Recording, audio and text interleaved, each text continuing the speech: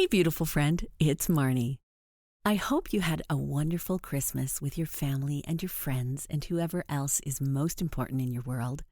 My Christmas was particularly quiet this year, but in a really beautiful, intimate kind of way. I got some lovely one-on-one with both of my sons and, of course, got connected by phone to all of my other favorite people. So it was just really relaxing and slow, and one of the first times in a while that I've had an entire week without any work at all. So it was amazing. And I did a nice big exhale, and I'm ready to get back into it. So today is going to be the beginning of our season 2 of the Life is Delicious podcast. And I'm super excited because we are going to be tapping into a whole myriad of the 8 pillars of a happy life throughout the course of the entire year. And I've got some super exciting guests lined up, and we are going to do a deep dive into each one of these pillars as we move through the seasons of 2026. So I'm really excited about that. And I don't know about you, but man, I sure feel as the year comes to a close and we have all our Christmas decorations up, and then we think about taking everything down and we want to give the house a big deep clean. And then everything feels just a little more sparse and a little less sparkly. But I also feel that beautiful space that's left. And there's just something about the end of the year that feels, at least to me, like I just want to clean everything up. And that means getting rid of stuff that is too much, letting go of things I no longer need. There's just so much of that feeling so that we can step into the new year lighter and fresher. And yeah, so right now I'm just kind of going through in my head, doing the mental checklist of what I want to work through and clear out as the new year begins. And that's why today's guest is such a perfect way to start season 2.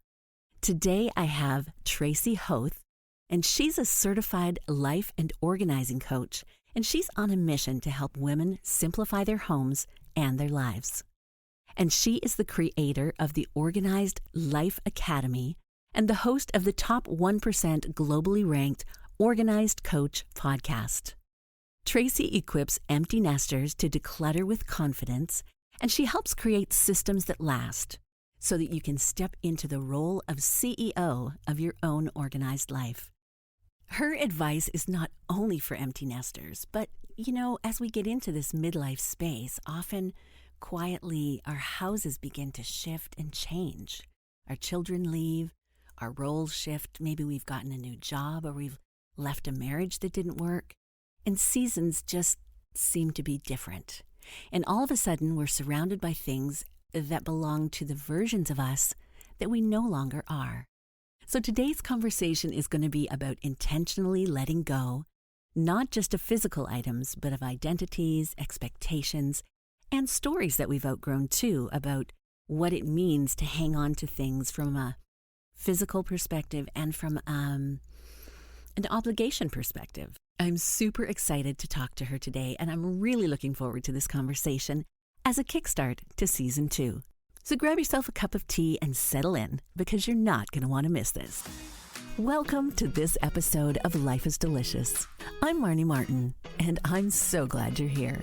And if this is your first time here, welcome to the Life is Delicious family.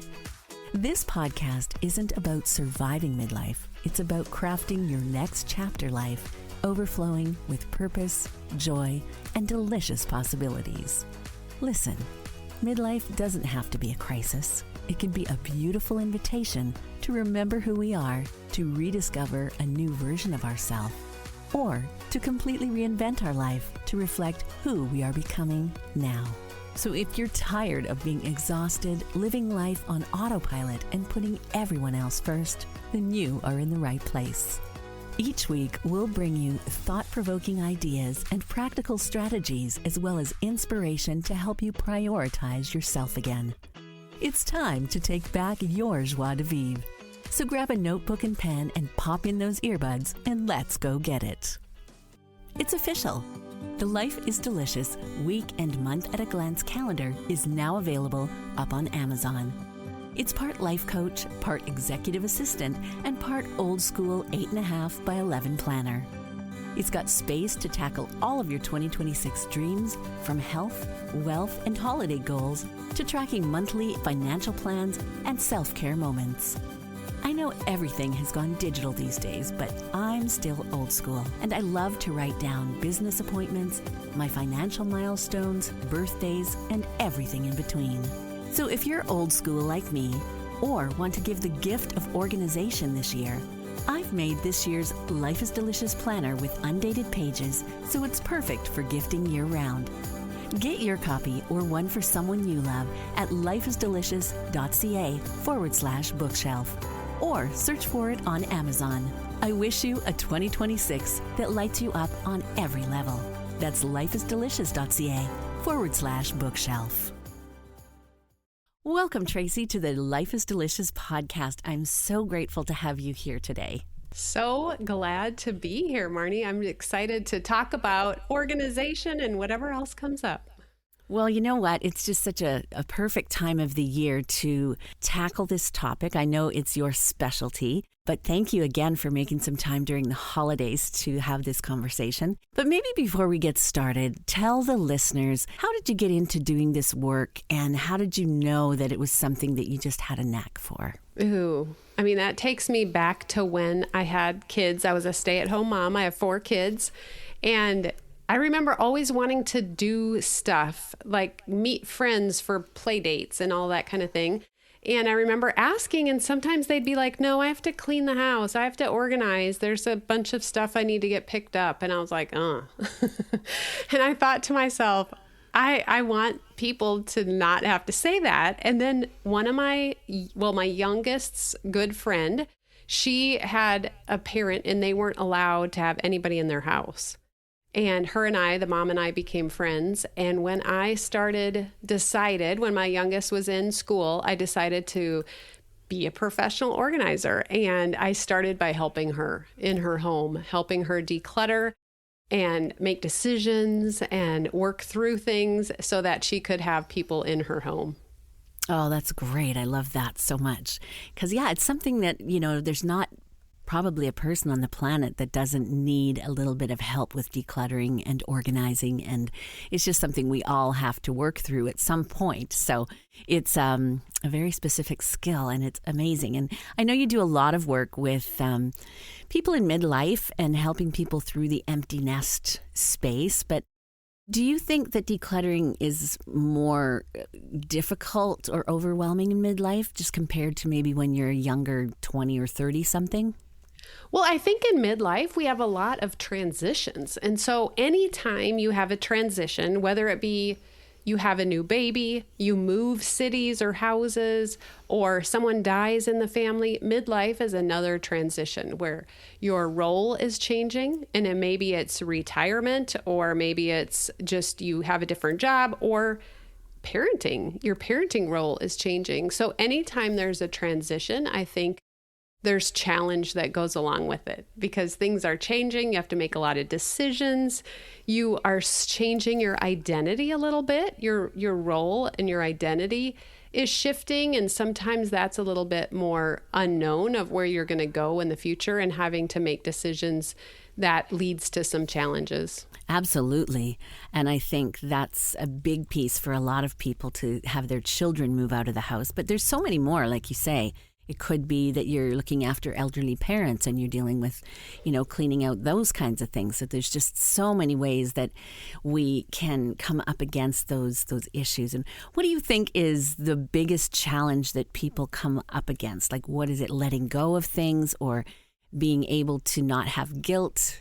That's such a good question. I'm trying to think, what is it really? I think first, it's different for everyone. Some people have a really hard time making decisions, and so that's what keeps them stuck. Some of them have had a lot of identity in their past role, and so as they're letting go of those things, it's hard to shift into who they are now, who they want to be, what do they need for the purpose of the next part of their life. And so I think it's the combination of those two things. Yeah. And I think, what's amazing is even our clothes and things like that, quite often we hang on to them because They remind us of a time when we maybe looked a little different or had a different identity. And it's really difficult to sometimes go, I'm never going to wear that again. I know. One of my clients had an entire wardrobe of corporate office stuff she wore.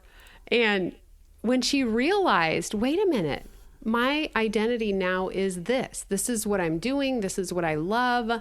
She was able to then let that go. But it took her realizing that that's what was holding her in that spot of keeping them. Or maybe she hadn't even considered like where she was going now. She had made the decision, okay, I'm not going back to that world. I can let these things go.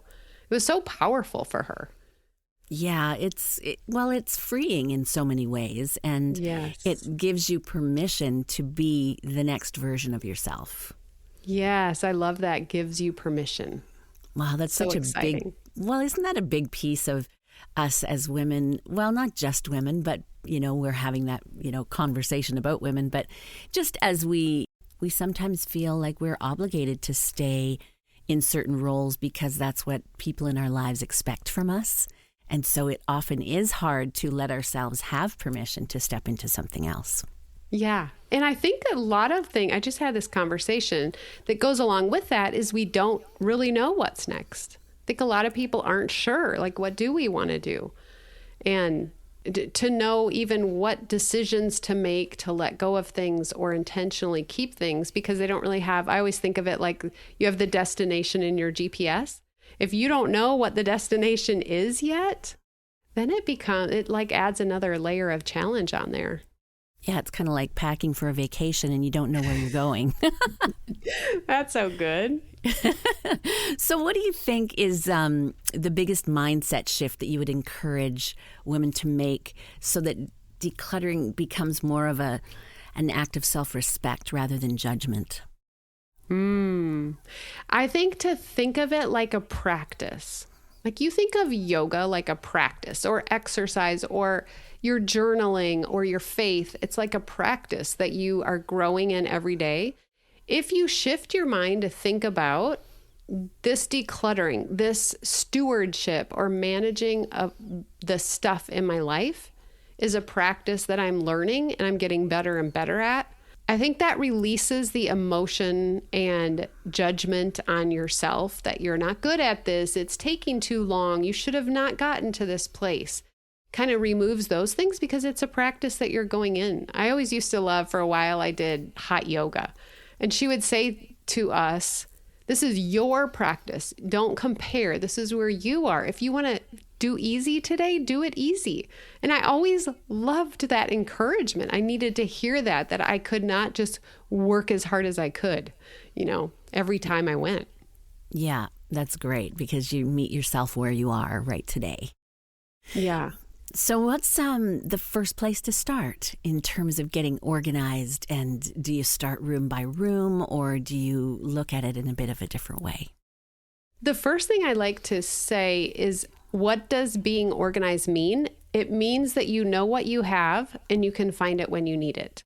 And I think that's important to just get that definition out there because so many times people think, I have to make it look like all the perfect pictures on Instagram. And if it doesn't, I'm not organized. Yes, you need to just know what you have and be able to find it when you need it. And then as far as what location to start, I always kind of ask two questions. What would feel the best? What would make you the happiest if you had it organized? Or where is the biggest amount of friction? Like what is causing you the most pain, wasting the most time, making you pay more for duplicates that you're buying? That kind of thing. So either way, there's not a right or wrong answer. It's just picking one. In my program, I map it out. And I just give people the space that we're going to work on that month in case they don't have an idea where they want to go. I just kind of map it out so that they don't even have to think about it. Sometimes when I go work out, I want a trainer to just tell me what to do. I don't want to think about it. So there's all those options, but I'd say just pick a spot and then follow the steps to organize.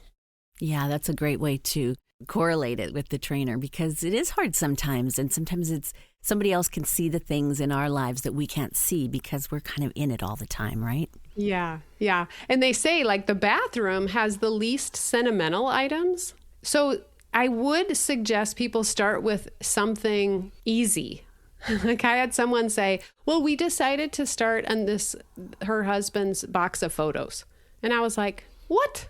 That is like the most sentimental stuff. And it's one little box in the midst of a whole house. So start with stuff that's easy. And a bathroom often is easy. And build the muscle of being able to let go. And then it becomes easier and it's not quite so emotionally charged. Yes. And you've practiced the steps, because once you know the steps and you practice them, just like playing the piano, you get better and better at it. So exactly, emotionally easier and mentally like following the steps easier, the skill. What do you think that empty nesters specifically struggle with? Is it more like identity-based stuff, or is it just that now they need to let go of maybe some of their kids' stuff that they just can't seem to do? Well, lately it's been my kids moving out, but they don't live in a house yet. So do you keep that stuff? Do you make them take it? What do you do with it? They want their room to stay the same. They have a house and they don't want to take their stuff. And so I think it's that shifting of kid stuff. That's one big area. Mm-hmm. The other one is downsizing. If they're moving, it's really having to make some bigger decisions, like on lots of stuff at one time. So if you take it slow and you have the ability to take it slow and go room by room and you have the support and the motivation to do that, I would suggest that. But like one of my clients found her dream house and then she had to downsize like in half in 3 months' time. And so it was very challenging. She had to make a lot of decisions in that moment about what was important to her.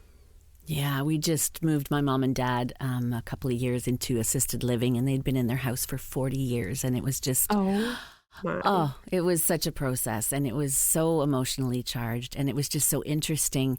The things that I thought my mom really would be super sentimentally attached to, she was like, that can go. And then there were other things that I was like, wow, like she wants to keep that thing, and it's just really fascinating because you just never know what kind of emotional charge something holds for someone. Right. And I love how you say it was fascinating. That's a great way to look at it, to just get curious, even for ourselves, like what things bring up a lot of emotion, and know that decluttering is going to bring up emotions, and give space for those emotions. Don't judge yourself that you're having these emotions to things, but to be curious. I love that. Fascinated. Yeah, it really was fascinating.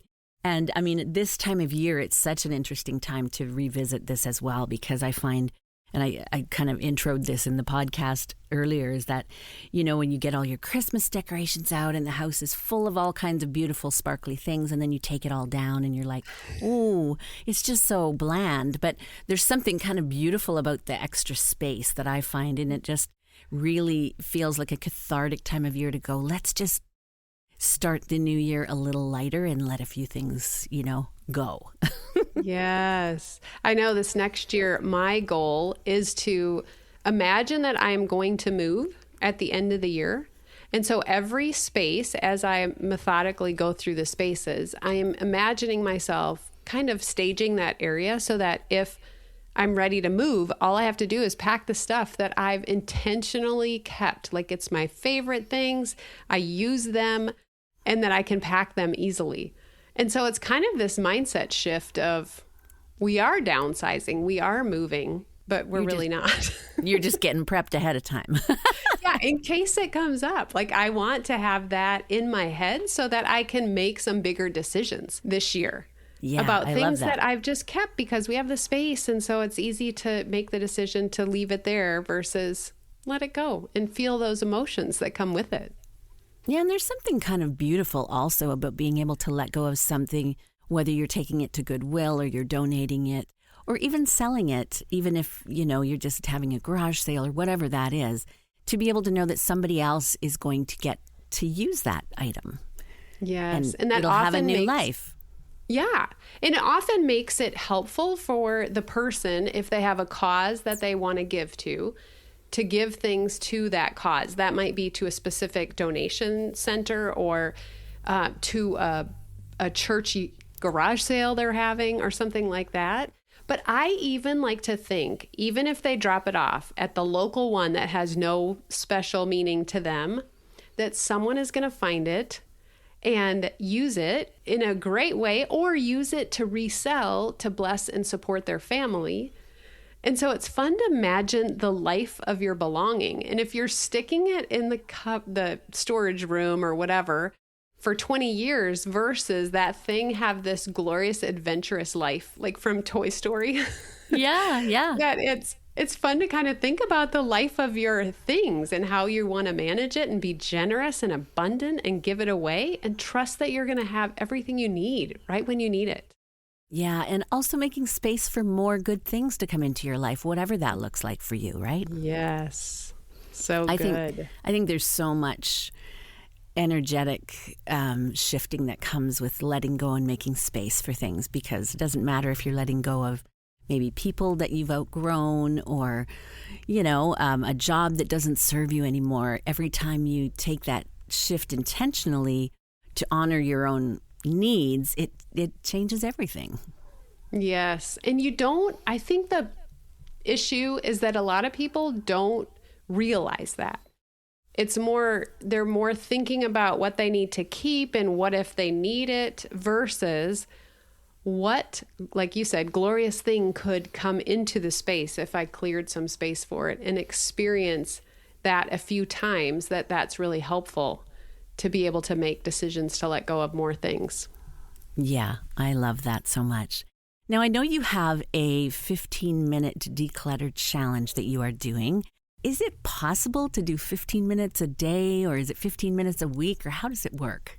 Yes, I have been an organizer for 17 years. So I have been helping people get organized. And just this last year, I'm like, okay, let me put the steps to organizing into a 15-minute challenge to first show us how much we can actually get done in 15 minutes, but also just to give people a different view on the process. And so I use my SPACE steps. They spell the acronym SPACE: sort, purge, assign homes, contain, and energize.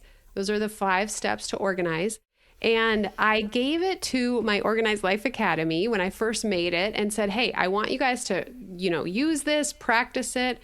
And I was blown away by how much they loved it. Like, I just had someone again tell me, Tracy, this thing has changed my life because I have gotten more done. I think it's the momentum of getting started. If they know they only could do it for 15 minutes, and it keeps you so focused on what you're doing that you don't have time to get distracted and sit and look at something and have all the memories of it, that you just get busy, get in there, follow the steps and go.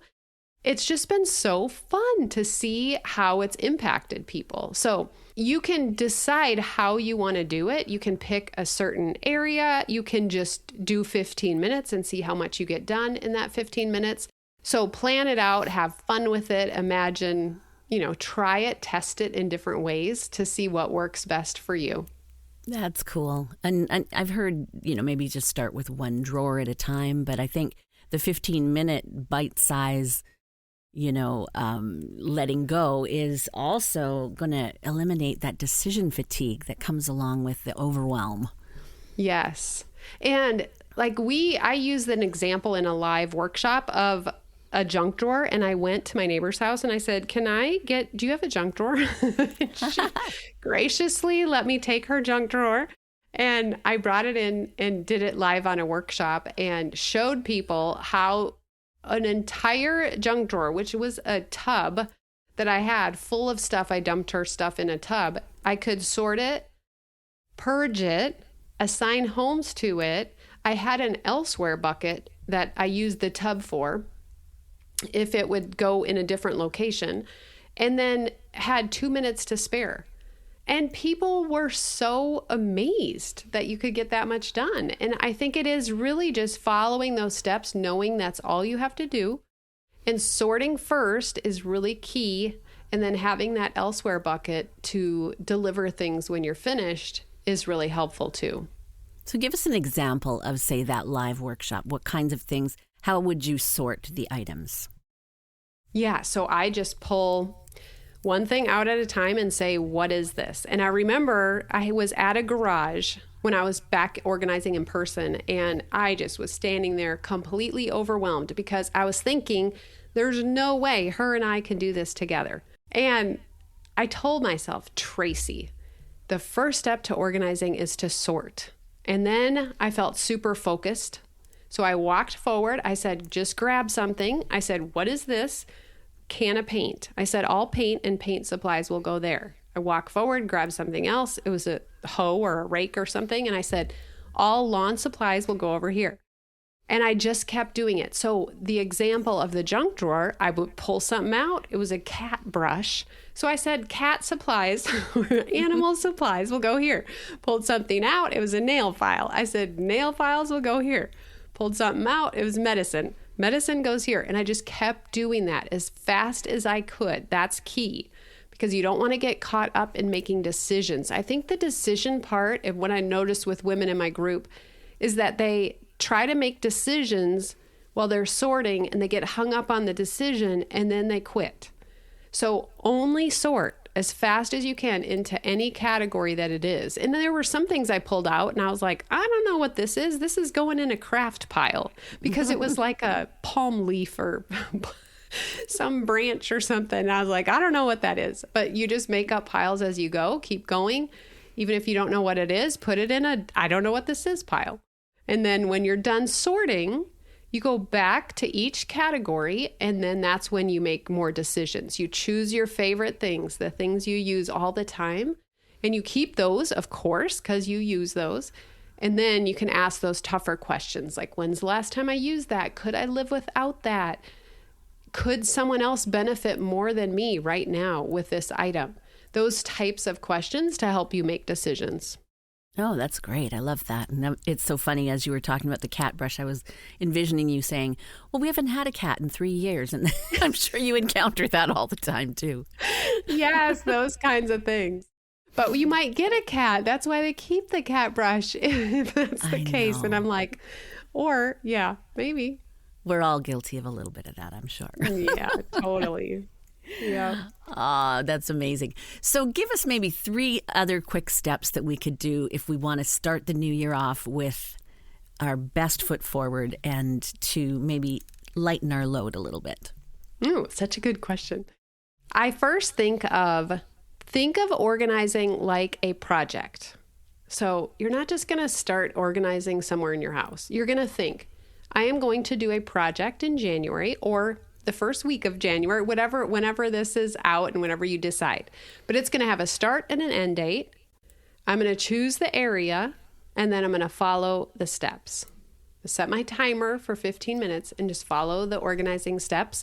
If I don't finish in 15 minutes, I'll just set the timer again later for 15 minutes and go through the steps again and just keep moving through there. So thinking of it like a project and planning it out like a project, and putting appointments on your calendar like you would if you were at work and you had a project you had to complete. Like you would kind of map out, when you're going to do it.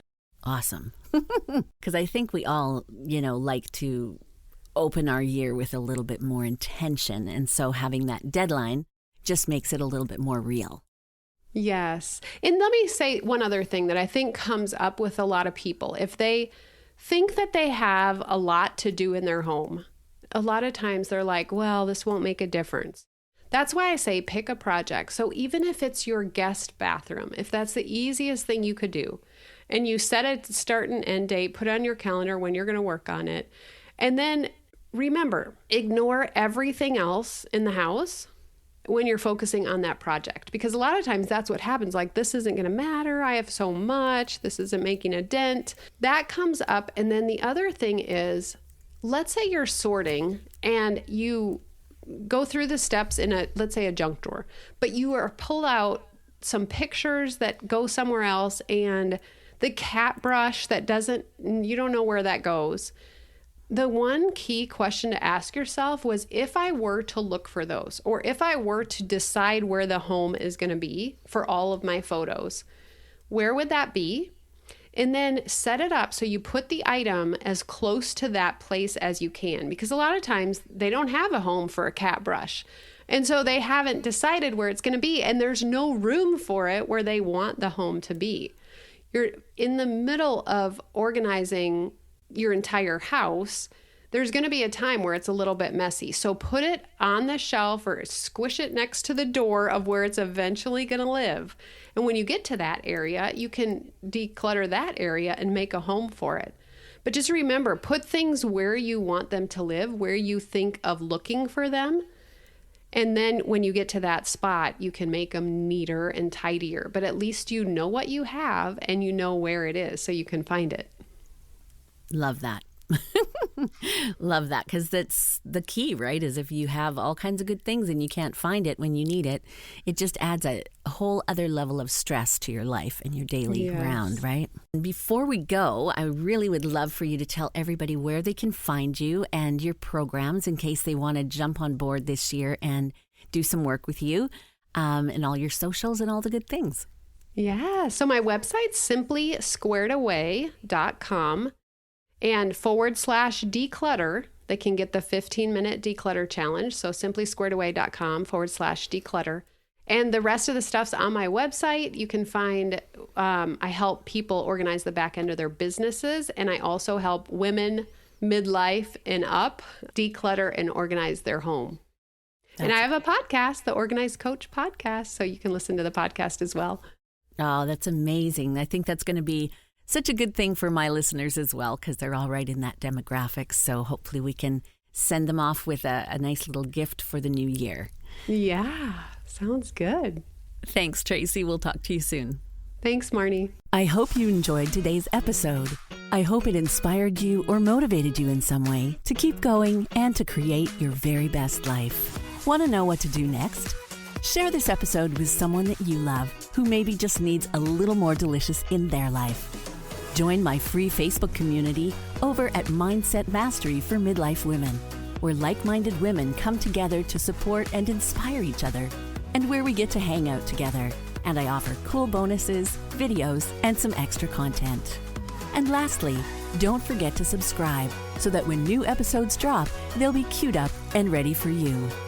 And if you're ready to take a deeper dive into mastering your mindset, I invite you to come on over to lifeisdelicious.ca /work with me, where I offer limited one-to-one coaching sessions, and you can sign up for a free discovery call with me. In case no one has told you today, there's not one person on this planet that is exactly like you, and the world is a better place because you're here. So thank you for being here. I'll be back next week, and I hope you'll join me right here on Life is Delicious.